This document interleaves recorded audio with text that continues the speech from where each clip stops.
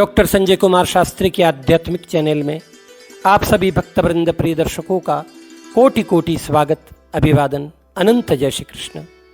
प्रिय बंधुओं, आप सभी के लिए आज मैं एक नूतन विषय लेकर उपस्थित हुआ हूँ। देवशयन और चतुर्मास।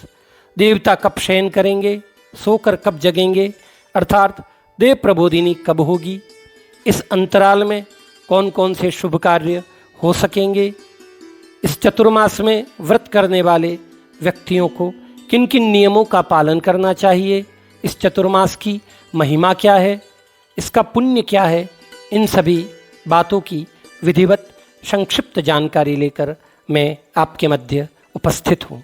आषाढ़ शुक्ल एकादशी दिनांक 10 जुलाई 2022 को देवता शयन करेंगे। ठीक उसके 4 महीने उपरांत 4/11/2022 को देव प्रबोधिनी एकादशी होगी, अर्थात देवता लौकिक रूप में सोकर जग जाएंगे। इसी पुण्यकाल को विद्वान चातुर्मास कहते हैं। इस चातुर्मास में साधु संत मुनि एक ही स्थान पर बैठकर जप तप व्रत और सत्संग किया करते हैं।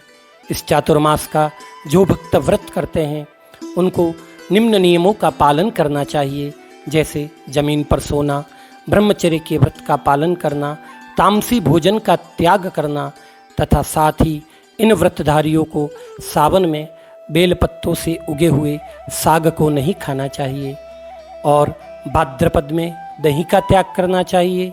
वहीं आश्विन माह में दूध का त्याग और कार्तिक माह में दालों का त्याग करना चाहिए। ऐसा करने वाला व्रतधारी सदैव मोक्ष का पात्र होता है, अनंत काल तक भगवान श्रीहरि के चरणों में निवास करता है।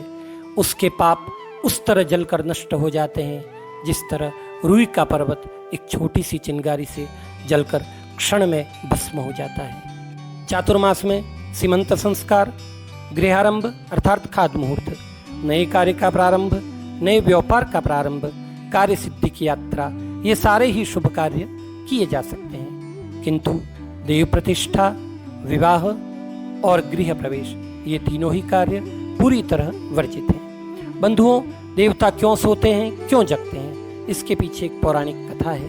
देवी योग निद्रा एक बार भगवान विष्णु का घोर तप करती है। भगवान विष्णु योग निद्रा के तप से प्रसन्न होकर उसे वरदान मांगने को कहते हैं। तब देवी योग निद्रा कहती है, हे प्रभु, मुझे आपके किसी अंग में निवास दें। तब भगवान कहते हैं, हे देवी, मेरे नेत्रों को छोड़कर मेरा प्रत्येक अंग किसी न किसी देवी देवता से अधिष्ठित है, अर्थात देवी देवता उस अंग में निवास करते हैं, अतः तुम मेरे नयनों में वास करो। तब से इस चातुर्मास में क्षीर सागर में देवी योग निद्रा भगवान के नेत्रों में वास करती हैं। वहीं पर माता लक्ष्मी भगवान के चरणों को पखारती हैं और ब्रह्मा जी का सानिध्य भी प्राप्त होता है।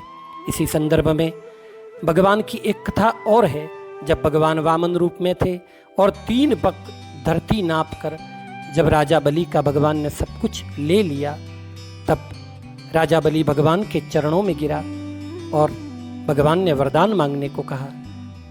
तो बलि ने कहा, हे प्रभु, यदि आप मुझ पर प्रसन्न हैं तो मेरे सूतल लोक में आप निवास करें। तब से इस चातुर्मास में भगवान राजा बलि के यहाँ जाते हैं और ये 4 मास राजा बलि के सूतल लोक में देवी लक्ष्मी के साथ निवास करते हैं। इस तरह की पौराणिक कथा है। भगवान की महिमा अपरंपार है। भगवान की जय जयकार हो। बंधुओं, आप सभी को अनंत जय श्री कृष्ण। फिर किसी नए नूतन विषय के साथ पुनः आपसे भेंट होगी। तब तक के लिए आपको राधे राधे, अनंत जय श्री।